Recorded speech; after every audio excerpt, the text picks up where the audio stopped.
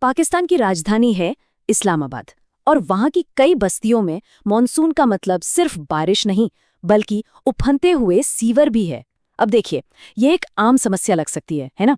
लेकिन इसे साफ करने का जो काम है वो इतना खतरनाक है और कुछ लोग हैं जो ये काम करने पर मजबूर हैं। मेरे पास कोई और चारा नहीं है। मुझे ये गंदा काम करने के लिए मजबूर किया जाता है। सोचिए, ये शब्द उन लोगों के हैं जो शायद दुनिया का एक सबसे मुश्किल काम करते हैं। ये उन्हीं की कहानी है, एक ऐसी हकीकत जिसके बारे में हम सबको जानना बहुत जरूरी है।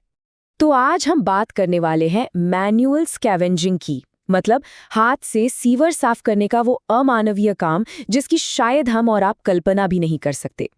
तो कौन होते हैं ये मैनुअल स्कैवेंजर्स? ये वो लोग हैं जो बिना किसी ग्लव्स, बिना किसी मास्क, बिना किसी सेफ्टी के सीधे सीवेज के गंदे पानी में उतर जाते हैं। मतलब वो खुद को उस कचरे में डुबोकर उसे हाथों से साफ करते हैं। और यहीं पर एक बहुत ही चौंकाने वाली बात सामने आती है।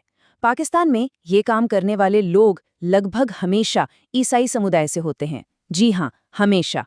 और ये कोई इत्तेफाक नहीं है, ये एक बहुत गहरे सामाजिक भेदभाव की तरफ इशारा करता है जिसे समझना जरूरी है। तो सवाल उठता है कि आखिर ऐसा क्यों है? क्यों एक खास समुदाय के लोगों को ही इस काम में धकेला जा रहा है? इसकी जड़ें समाज में बहुत गहरे तक फैली हुई हैं। ये एक सिस्टेमिक डिस्क्रिमिनेशन यानी एक व्यवस्थागत भेदभाव का नतीजा है। देखिए, पाकिस्तान में जो ईसाई समुदाय है वो एक हाशिए पर रहने वाला अल्पसंख्यक समूह है। उन्हें समाज की मुख्य धारा से अलग रखा जाता है। अक्सर भीड़ भाड़ वाली बस्तियों में रहने को मजबूर किया जाता है। पढ़ाई लिखाई हो या फिर इलाज, इन जैसी बुनियादी सुविधाओं तक भी उनकी पहुंच बहुत मुश्किल से होती है। और नतीजा ये होता है कि उन्हें वो काम करने पड़ते हैं जिन्हें कोई और नहीं करना चाहता, जैसे सीवर की सफाई। और हद तो ये है कि उन्हें अपनी बस्तियों के अंदर भी भेदभाव का सामना करना पड़ता है। अब जब समाज इस तरह से आपको बाहर कर दे तो सहारा कहाँ मिलता है? उनके लिए वो सहारा है उनका विश्वास, उनकी आस्था। उन्हें रस्मी तौर पर चर्च बनाने की इजाज़त नहीं है, तो पता है वो क्या करते हैं? वो अपने घरों के अंदर ही छोटे छोटे चर्च बना लेते हैं। यही वो जगह है जहां उन्हें अपनेपन का, एक समुदाय का एहसास होता है। जैसा कि एक स्थानीय पादरी कहते हैं, ये काम कोई करना नहीं चाहता, लेकिन उनके पास कोई और रास्ता ही नहीं है।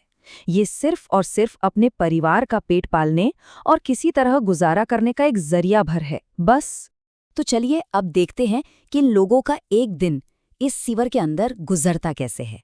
उनके काम की जो खतरनाक हकीकत है उसे थोड़ा और करीब से समझने की कोशिश करते हैं। उनके पूरे दिन में जो सबसे खतरनाक पल होता है वो है मैनहोल के अंदर उतरना।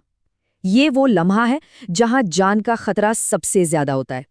एक वर्कर खुद बताते हैं, अंदर बहुत जहरीली गैस होती है, हमें बहुत बहुत ज्यादा सावधान रहना पड़ता है। हमारे कई साथी यहीं मर चुके हैं। ये शब्द उनके काम की उस भयानक सच्चाई को बयां करते हैं। जरा सोचिए कि काम होता कैसे है। आज के ज़माने में भी अंदर जहरीली गैस है या नहीं, ये देखने के लिए वो कभी-कभी माचिस की तीली जलाकर अंदर फेंकते हैं।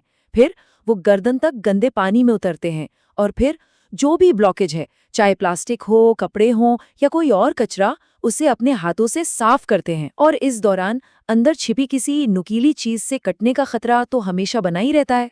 लेकिन इस मैनहोल और इस गंदगी के बाहर भी एक दुनिया है, एक जिंदगी है, एक इंसान है और उसका परिवार है।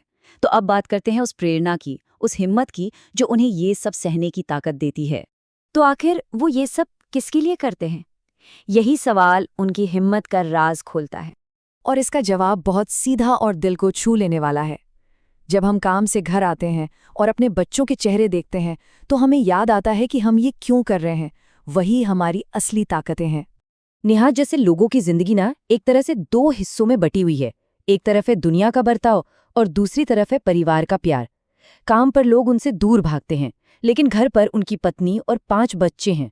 बाहर उनका कोई दोस्त नहीं, लेकिन घर पर वो अपने भाई के परिवार के साथ रहते हैं। काम पर कपड़े हमेशा बर्बाद हो जाते हैं, लेकिन घर पर जब खाना होता है तो बच्चों के चेहरे खिल उठते हैं। ये वो काम है जिसे कोई नहीं करना चाहता, लेकिन वो इसे खुशी खुशी करते हैं ताकि उनका परिवार पल सके। उनकी पत्नी का दर्द समझिए। वो कहती हैं, मैं और बच्चे तब तक चिंता में रहते हैं जब तक वो घर वापस नहीं आ जाते, क्योंकि ये काम बहुत ज्यादा खतरनाक है।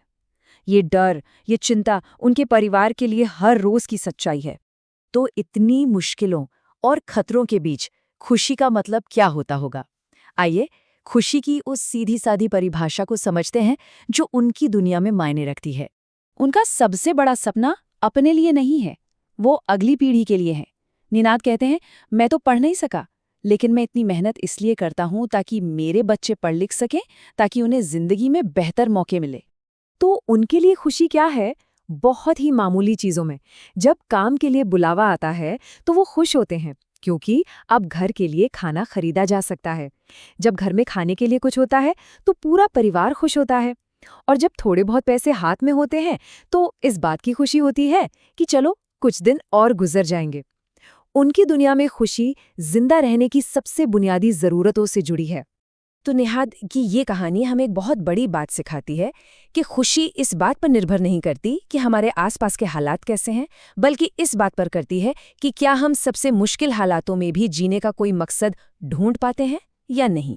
और आखिर में ये कहानी हम सबके सामने एक बहुत गहरा सवाल छोड़कर जाती है कि असल में एक खुशहाल जिंदगी को कौन सी चीज़ परिभाषित करती है। इस पर सोचिएगा ज़रूर।